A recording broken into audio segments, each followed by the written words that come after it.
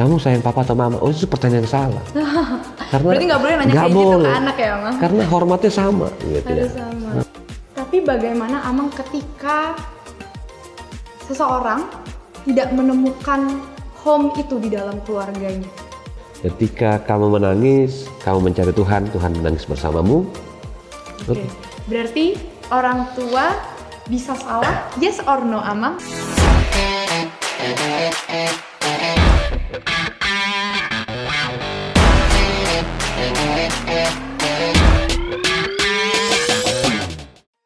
Shalom warga Jambu, akhirnya kita ketemu lagi di podcast Jambu Talk episode yang ketiga. Kalau kemarin kita sudah ada 2 episode yang membahas tentang waktu itu tentang Kristen yang merdeka, kemudian juga ada pembahasan terkait dengan relationship anak muda.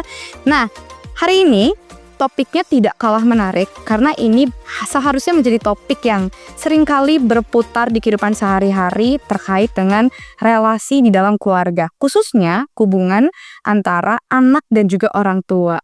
Karena mungkin ini seringkali sebagai anak misalnya sedang mengalami konflik dengan orang tua, kita punya pemikiran kita sendiri. Tapi di sisi lain, orang tua ini mungkin juga punya pandangannya sendiri yang akhirnya seringkali ini tidak menemukan benang merahnya atau jalan tengahnya seperti apa seharusnya. Nah, di sini nanti kita akan ngobrol dengan tentunya narasumber kita dari Pendeta HKBP Menteng. Saya sudah bersama dengan ada Amang Pendeta Merwot Simanjuntak. Halo Amang. Halo Jessica. Iya, by the way. Tadi saya belum perkenalan juga karena ini topiknya menurut saya menarik sekali, Amang. Tapi karena tak kenal maka tak sayang, jadi saya memperkenalkan diri lagi. Tentunya hari ini podcast bersama saya, Audrey Situmeang, dengan narasumber saya, Amang Pendeta Merwot. Tadi juga sudah sapa-sapaan kita ya, Amang. Nah, tentunya di podcast kali ini ada sasaran dan tujuan yang akan dituju, begitu di mana diharapkan dengan diskusi di episode yang ketiga ini antara masing-masing anggota keluarga ini bisa memahami perannya masing-masing. Kemudian terkait dengan setiap keluarga, baik itu dari orang tua, ayah, ibu, ataupun anak, ini bisa sama-sama menyadari bahwa konflik itu memang sangat lumrah terjadi, yang artinya tidak ada keluarga yang sempurna, konflik pasti akan dilewati, tapi bagaimana kita menanganinya di dalam keluarga. Nanti juga diharapkan pada akhirnya setiap hubungan antara orang tua dan anak ini bisa saling memahami dan saling menghargai satu sama lain.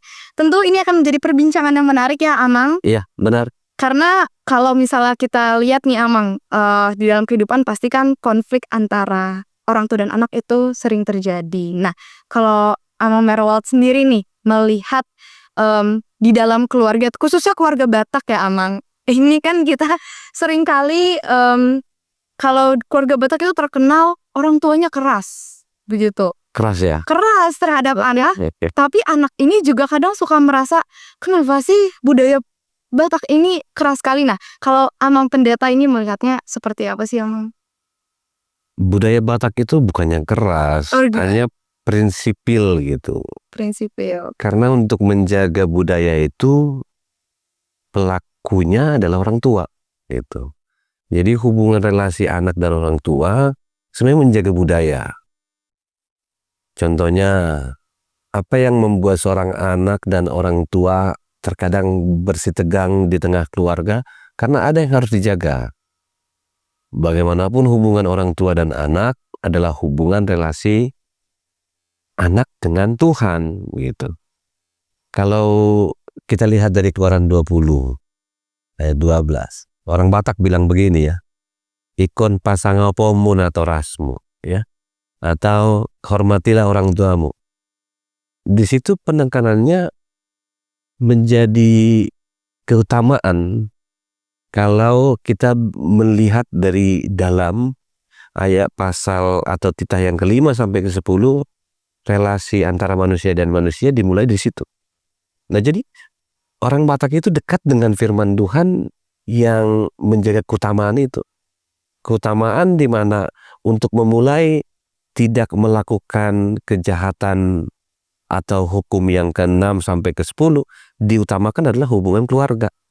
Yang artinya menjaga hormat orang tua berarti meniadakan hukum yang mengatakan kriminal yang titah ke-6 sampai 10. Gitu. Jadi itu menjaga prinsip gitu. Oke, berarti tadi dasarnya dari Keluaran 20 ayat 12 tadi. Iya.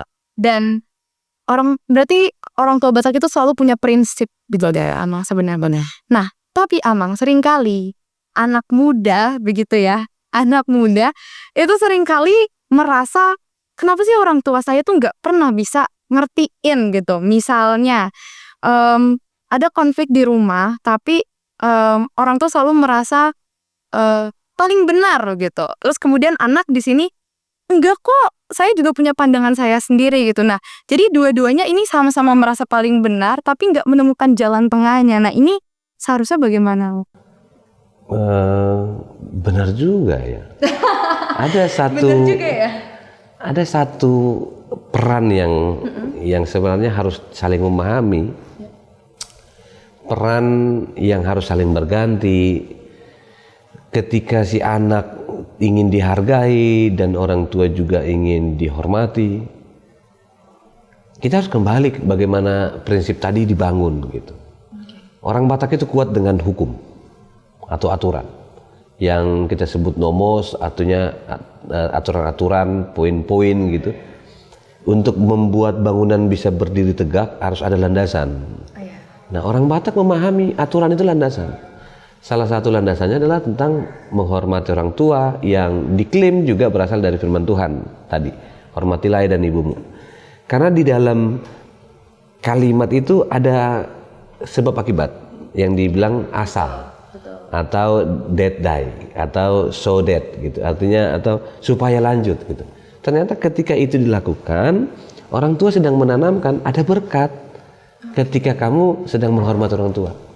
Boleh kita katakan aku kayak nggak dimengerti orang tua, tapi kan ini kan dalam pandangan psikologi ya. Ada role play yang harus dikenal. Namun jangan lupa dasar orang tua Batak mengajarkan tentang aturan-aturan itu tidak jauh karena ada di balik itu ada berkat Tuhan. Ada berkat Tuhan. Berkat Tuhan. Berarti kalau misalnya nih Amang, ketika konflik sedang terjadi, lalu anak itu suka ngejawab, misalnya orang tua marahin gitu, marahin terus anaknya ngejawab, tapi maksud dia adalah dengan saya cuma mau mengutarakan pendapat saya kok. Tapi misalnya orang tua ngejawab terus kamu ya tidak sopan, misalnya gitu. Nah, ini sebenarnya boleh nggak sih Amang anak itu menjawab orang tua ketika mereka ada merasa sesuatu yang nggak bener nih yang orang tua saya bilang atau pandangannya dia terhadap saya, misalnya seperti itu, kayak pembelaan diri itu boleh nggak sih sebenarnya Amang dari anak? Itu hak ya. Itu hak. Siapa sih manusia tidak punya hak di dunia ini? Ada. Jadi kalau kamu mau mengutarakan perasaan, saya pikir itu hak. Siapapun kita, termasuk anak kecil, remaja, pemuda, sampai lansia dia punya hak. Hanya hak itu harus dikembalikan kepada bobotnya. Tidak semua kita mempunyai hak yang harus dibilang sejajar gitu ya. Semua mempunyai hak yang berbeda-beda. Tapi kalau untuk bersama pasti ada untuk hak hidup ya. Nah, orang tua yang terkadang menjadi konflik dengan anak dan dengan landasan ingin mengutarakan pendapat, saya pikir tidak masalah. Mengutarakan adalah satu hal yang baik supaya dia sehat. Namun kembali, kata hormat di firman Tuhan yang tadi saya angkat mengacu kepada bahasa Ibrani yang disebut beban bobot. Jadi ketika kamu menghormati, ada beban yang sedang kita lakukan. Bebannya adalah ada nilai yang tinggi yang harus dijaga. Sebagai orang yang menghormati orang lain, kamu tidak bisa mengatakan aku pakai hormat pakai tangan atau hormati orang tuamu, hormati ayah dan ibumu gitu di sekolah. Tapi bobotnya adalah kamu berani memberikan rasa takut kepada orang itu, dan itu yang dikatakan firman Tuhan, hormati, dan itu disamakan kepada ayah dan ibu, tidak dibilang ke ayah doang atau ibu doang. Sama seperti pertanyaan orang bilang kamu sayang papa atau mama, oh itu pertanyaan yang salah. Karena berarti nggak boleh nanya kayak gitu ke anak ya Mang? Karena hormatnya sama gitu. Harus sama. Oke. Kalau misalnya dari peran orang tua sendiri Amang, bagaimana sih Amang caranya orang tua itu saling bekerja sama, misalnya ketika mereka punya anak yang susah dibilangin, apalagi misalnya anak beranjak remaja gitu ya Mang. Ini kan biasanya mereka punya pemahamannya sendiri. punya pikiran sendiri yang seringkali itu mungkin merasa, aduh orang tuaku nih nggak ngerti deh zaman sekarang gitu. Nah, peran kerja sama orang tua tuh baiknya seperti apa sih antara ayah dengan ibu terhadap anak yang di masa-masa akil balik ini, Amang? Oke. Yang pertama, peran manusia itu adalah peran yang berfungsi. Ya. Artinya kamu berdampak, kamu berguna gitu. Andre Ismail selalu katakan bahwa setiap orang tua juga, lansia pun berguna gitu. Anak kecil yang paling kecil, bayi pun berguna gitu. Bagaimana kita memainkan peran ini? Sebenarnya Alkitab memberikan banyak ajaran. Salah satunya adalah orang tua bilang jangan orang tua bertanggung jawab untuk anak makan, anak minum. Tapi yang paling utama adalah orang tua bertanggung jawab untuk mengajarkan firman Tuhan. Orang tua bertanggung jawab untuk mengajarkan tentang pengenalan siapa sih Tuhan. Gitu. Dan orang tua juga mempunyai tanggung jawab yang disebut keteladanan kasih. Nah di saat itulah anak juga bertanggung jawab untuk menghormatinya karena dia memiliki kasih. Yang menjadi berat kita rasakan, ada orang yang membedakan kata kasih tadi dengan konteks keluarga. Contoh, ayahnya jarang gereja, mamanya jarang gereja, kan nggak patut dikasihi. Atau papanya jahat. Sayangnya firman Tuhan bilang nggak boleh gitu. Nggak bolehnya adalah kamu nggak boleh memilih bagaimanapun dia orang tuamu. Itu poin saya pikir. Relasi orang tua dan anak, orang tua pernah salah dan bisa salah. Tapi tidak ada hak untuk anak untuk memarahinya. Tidak ada hak anak untuk mengatakan yang tidak benar. Karena dalam firman Tuhan dikatakan dia selalu mengidentikan dengan memang demikian adanya. Artinya bahasa kita pokoknya, itulah bahasanya. Pokoknya itu yang kamu harus dihormati. Karena apa? Di balik itu ada firman Tuhan yang berkata supaya lanjut umurmu. Nah, bahasa lanjut umurnya ini kan jadi memperdalam kita untuk melihat lanjut umur di tanah. Artinya kamu bertambah banyak hari-harimu. Terus kalau dibilang benarkah orang yang menghormati orang tua lanjut umurnya? Iya. Buktinya orang yang menghormati tuanya pasti bertambah-tambah. Di mana bertambah-tambah umurnya? Di tanah ini. Ada memang perbedaan. Kalau kita lihat dalam versi bahasa Inggris nanti dipakai kata present. Jadi berkat Tuhan itu hari ini gitu. Jadi jangan tunggu besok. Jangan tunggu besok kamu udah kerja. Oh enggak, hari ini berkatnya. Kamu hidup hari ini, besok semakin hidup, semakin hidup, semakin hidup. Jadi memang kembali ke situ gitu. Berarti apakah firman, mungkin persekutuan di dalam Tuhan dalam keluarga itu penting, Amang, maksudnya bisa menjadi fondasi untuk bisa saling memahami antar ayah, ibu, anak. Itu saja cukup nggak sih, Amang, atau bagaimana? Selain firman Tuhan. Kita tahu benar di dunia ini yang paling dibutuhkan apa sih? Keluarga. Makanya orang selalu pakai kata home dan house kan. Home itu adalah tempat orang merasa nyaman, house-nya tempat fisiknya gitu. Memang Batak nggak terlalu melihat itu besar, tapi bahasa Batak juga menggunakan kata yang sama, jabu dengan bagas. Rumah dengan kekeluargaan. Memang orang bahasa Indonesia agak jauh menafsirkan, tapi jabu dengan bagas itu kan dekat. Home dengan house itu. Jadi apakah rumah menjadi tempat? Saya tertarik dengan tulisan Kenneth Gavin dalam bukunya Family in the House gitu. Dia bilang rumah itulah tempat kamu bertumbuh. Rumah itu tempat kamu pusat mengenal aktivitas semuanya, mulai dari merangkak dan sampai berlari gitu ya. Rumah juga menjadi tempat yang aman dari badai. Rumah menjadi tempat aman untuk mentransfer nilai-nilai adat, nilai-nilai budaya dan nilai semangat. Yang terakhir dia bilang rumah itu tempat untuk menyelesaikan masalah. Jadi wajar kalau kita punya masalah di rumah, karena di situ dibina untuk bisa keluar. Yang menarik dalam firman Tuhan bilang begini, manusia baru diidentikan, hasil dari manusia baru itu lahir di rumah. Gitu coba. Jadi manusia dan relasinya itu berangkat dari dan kembali ke rumah.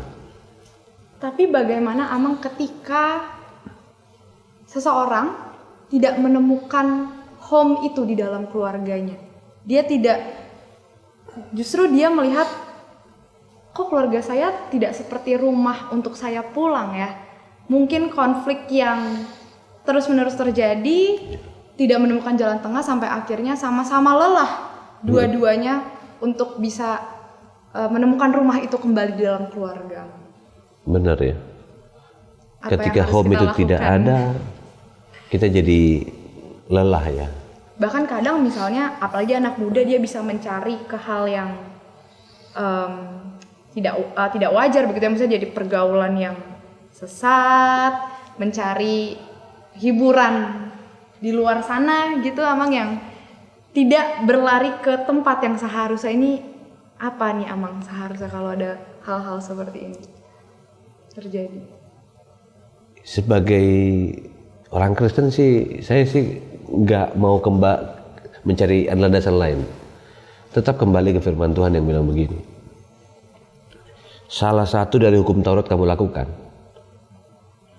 atau sebaliknya dari semua hukum Taurat kamu lakukan tapi satu tidak kamu lakukan, itu semua batal. Artinya tidak ada jalan lain, kamu harus menghormati orang tuamu. Tidak ada jelasan lain pun dan apapun katanya. Saya tidak mendukung orang tua yang jahat terhadap anaknya, bukan. Tapi saya mau katakan tidak ada jalan lain kepada kita untuk mendapat berkat Tuhan dan kehidupan yang lebih baik selain memang memberikan hak kita kepada Tuhan dan hak orang tua kepada mereka. Karena bagaimanapun kamu kan akan tua kan. Saya kan juga akan tua. Nah, saya berapa kali coba menelitik dulu, udah lama sekali saya kata itu. Kenapa orang tua harus dihormati? Ini pertanyaan besar. Kenapa orang Alkitab sangat dekat sekali dan sangat kikih kali mengatakan itu harus dihormati. Jadi ada orang, ibaratnya begini. Ada pemahaman kita umum, orang muda itu kan gajimu gede kan, pasti kan. Amin ya, Oke, Mas. amin ya. Oke. Semoga ya. Orang lansia makin gede nggak gajinya? Ya. Bahkan enggak. Nah, harga pekerja dulu seperti itu. Misalnya harga umurnya 20 sampai 60 tuh 20 keping. Umur 65 itu jadi 15 keping. Jadi, kenapa dia harus dihormati? Bukan karena dia punya hak, tapi karena hak Allah yang memberikan itu. Yang dengan istilah orang asing, orang lansia atau janda-janda itu harus dihormati. Bukan karena mereka hebat, karena Tuhan yang memberi status itu. Jadi di sini saya mau katakan, kalaupun ada perdebatan mengatakan orang tua aku nggak mengerti aku dan ada konflik-konflik yang terus dibangun, percayalah, disinilah kedewasaan kita untuk melihat peran anak dan peran orang tua yang bukan sedang mengatakan kepada dia, aku kan orang tua bebas, bukan. Tapi bertanggung jawablah sebagai orang tua yang mendidik anak dan bertanggung jawablah sebagai anak yang menghormati. Di situ firman Tuhan katakan, Tuhan akan memberikan bagianmu. Amin. Jadi kita kembali, tidak boleh bahasa tadi ya. Apa tadi bahasa tadi? Kesel atau apa gitu ya. Oke. Tidak menemukan, berarti pentingnya orang tua untuk mendidik anak, dan anak juga harus bisa menghormati orang tuanya. Tapi orang tua juga perlu menghargai anak gak sih, Amang?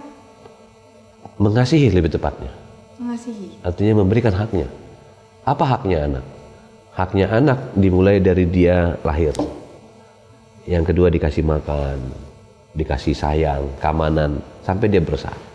Saya pikir itu juga membuat satu simbol bahwa anak harus menghormati orang tua. Tapi di saat yang sama orang tua jangan pernah menuntut balas untuk anak menghormatinya. Karena apa? Statusnya pun diberikan Tuhan untuk dihormati. Si anak pun diberikan Tuhan untuk mengasihi orang tuanya. Itu status pemberian. Oke. Kalau misalnya di sini orang tua merasa, maksud saya anak di sini merasa orang tuanya tidak memberikan apa yang hak-hak itu, Amang, seperti hak kasih sayang, tidak diberikan orang tuanya, dia tidak merasakan itu, misalnya, atau mungkin broken home pada akhirnya dia tidak merasakan, orang tua saya egois sekali ya, begitu. Dia tidak mendapatkan hak itu, yang akhirnya dia tidak bisa menghargai orang tuanya. Itu dan dia di situ mungkin sudah berdoa kepada Tuhan atau apa, tapi tidak merasakan adanya kehadiran itu untuk menjawab doanya. Ini seringkali karena kita anak muda kan, kok nggak dijawab sih doanya ya, kok ini anak muda lagi-lagi selalu ingin sesuatu yang instan gitu Amang. Nah, ini bagaimana ketika menghadapi situasi seperti itu Amang? Kita tahu benar bahwa setiap masa ada perubahan, secara khusus dalam hal menemukan solusi ya. Ketika kita berhadapkan dengan, saya juga pernah seperti itu. Saya merasa, saya anak laki-laki satu-satunya loh. Saya 3 orang kakak beradik, laki-laki saya sendiri, 2 tuh perempuan. Laki-laki paling nomor 1, nomor 3. Sayangnya umum mengatakan kamu dimanja dong, Ya, anak lagi saya nggak dapat hak itu. Apakah saya harus menuntut hak itu? Ya. Kedua, apakah ketika itu tidak didapatkan, saya mengatakan orang tua saya kejam dan kakak saya dan adik saya itu sangat tidak baik? Saya pikir tidak. Jadi saya mengundang kita semuanya, mari coba pahami bukan hanya dari sisi keakuanku, tapi juga melihat ada yang tidak bisa memang kamu bantah. Sama seperti orang yang sedang berhadapan dengan dirinya. Kapan dia harus mengalah, kapan dia harus menang, itu ditentukan oleh siapa? Oleh kemampuanmu untuk mengenal dirimu. Jadi tidak ada yang perlu disalahkan di sini. Tidak ada yang perlu juga merasa dimenangkan. Karena saya yakin orang tuamu ketika menang juga tidak merasa menang dia. Ya. Kecuali film-film di Toba Dream dan lain sebagainya ya. Film di mana gitu, film di, ya banyak lah film Batak lah yang saya pikir memperdebatkan antara orang tua dan anak, orang tua dan menantu dan sebagainya. Oke. Terakhir sebelum closing statement Amang. Sebenarnya di setiap konflik dalam keluarga, Tuhan tuh memperhatikan gak sih? Dan dia tuh sebenarnya akan melakukan sesuatu gak sih? Akan turut serta memberi andil gak sih Amang di dalam keluarga yang sedang berkonflik gitu? Akan menyatakan kehadirannya gak sih sebenarnya? Saya selalu mengutip kata ini dan ini menjadi quote yang saya selalu ingat sampai hari ini. Ketika kamu menangis, Tuhan juga menangis. Artinya kesedihanmu, pergumulanmu terhadap orang tuamu dan mungkin orang tua pada anak, saya pikir tidak bisa dibatasi dalam ruang podcast ini. Karena setahu saya orang tua juga bergumul untuk anak-anak sekarang, menyesuaikan dirinya. Orang tua juga bergumul untuk dirinya, bagaimana mengajar anak sesuai dengan zamannya. Dan anak juga bergumul terhadap dirinya. Aku siapa sebenarnya, kan gitu pertanyaannya kan. Di tengah kondisi yang serba ada juga bertanya dia, apa yang hilang dalam diriku coba. Dia sudah punya semuanya, tapi dia masih bertanya, apa yang kurang? Karena setiap manusia pengen lebih. Jadi ketika kamu menangis dan kamu datang ke Tuhan, tidak mungkin Tuhan tidak mendengar. Janji Tuhan yang satu, tidak pernah meninggalkan orang percaya. Itu khotbah minggu loh, di minggu tanggal 10 Agustus, mata Tuhan melihat orang yang mencari dia. Jadi jangan berpikir mata Tuhan mencari semua orang random, enggak. Dia mencari orang yang mencari Tuhan. Jadi saya boleh katakan, ketika kamu menangis, kamu mencari Tuhan, Tuhan menangis bersamamu. Dan menangislah bukan dengan air mata buaya, tapi dengan air mata yang benar sungguh. Kamu ingin menjadi anak yang berbakti dan orang tua yang mengasihi anaknya.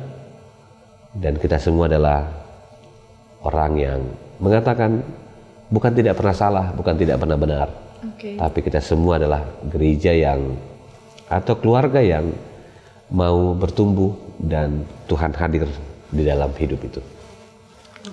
Berarti orang tua bisa salah, yes or no Amang? Yes, bisa berarti ya Amang? Bisa. Tidak ada yang salah atau benar, tapi bagaimana bisa ketika ada konflik itu semuanya sama-sama mencari kepada Tuhan, begitu ya Amang? Dan kemudian anak harus menghormati orang tua. Benar. Karena itu sudah ada dalam perintah Allah, hukum Taurat juga ya Amang ya. Dan orang tua juga punya peran untuk harus mengasihi anaknya. Benar. Betul ya Amang? Benar. Itu ya. Ada closing statement lagi tambahan mungkin yang mau Amang sampaikan kepada warga Jambu yang menonton. Oke. Mungkin keluarga ini sekeluarga menonton antara ayah, ibu dan anak. Mungkin saya bukan closing. Apa? Saya mau buat satu pernyataan saja. Ya. Saya bukan anak yang baik kepada orang tua. Tapi sampai hari ini, sampai mama saya meninggal tahun lalu dan papa saya meninggal tahun 2014, saya nggak pernah melawan mereka. Bukan saya nggak bisa, tapi saya tahu itu bukan hak saya untuk melawan. Kalau saya bisa menyatakan ini, saya boleh mengundangmu. Sama seperti tema kita, bukan tak pernah salah, tapi hakmu yang harus menghormati. Mungkin demikian. Oke, baik, terima kasih Amang Pendeta Merwald Simanjuntak untuk diskusi yang sangat dalam dan menyentuh. Karena kembali lagi pasti kalau dalam keluarga itu ada konflik, itu hal yang biasa, itu pasti ada ya Amang. Tidak ada keluarga yang cemara-cemara banget, tapi pasti untuk keluarga yang mungkin mengalami konflik itu pasti Tuhan hadir ya Amang. Tadi yang Amang Pendeta Merwald bilang, ketika kita menangis, Tuhan itu juga menangis gitu. Jadi Tuhan tidak pernah meninggalkan. Yang jelas kuncinya adalah kembalilah kepada firman Tuhan ketika menyelesaikan konflik-konflik itu. Dan itu tadi yang mungkin bisa menjadi catatan warga Jambu untuk memahami perannya masing-masing. Orang tua harus memberikan hak kasihnya untuk anak, dan anak itu harus menjalankan perintah Allah, yang dimana menghormati orang tua. Karena ketika kita menghormati orang tua, Tuhan akan memberikan berkat itu akan terus bertambah.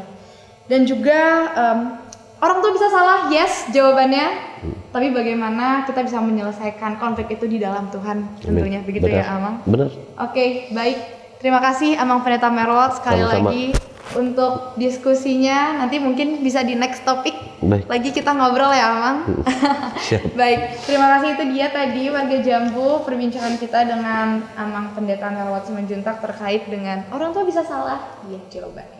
Tentu semoga diskusi ini bisa menjadi bahan untuk berbenah dalam masing-masing keluarga yang mungkin sekarang sedang mengalami konflik di dalam keluarga. Segeralah berbicara satu sama lain, kembali kepada firman Tuhan tentunya.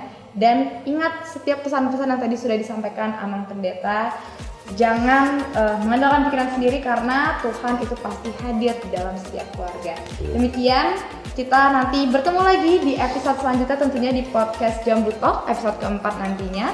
Saya Abu Zefin Situmeang pamit, dan juga Amang Pendeta Merwald Simanjuntak atas perbincangan hari ini. Terima kasih sekali lagi Amang. Dadah teman-teman.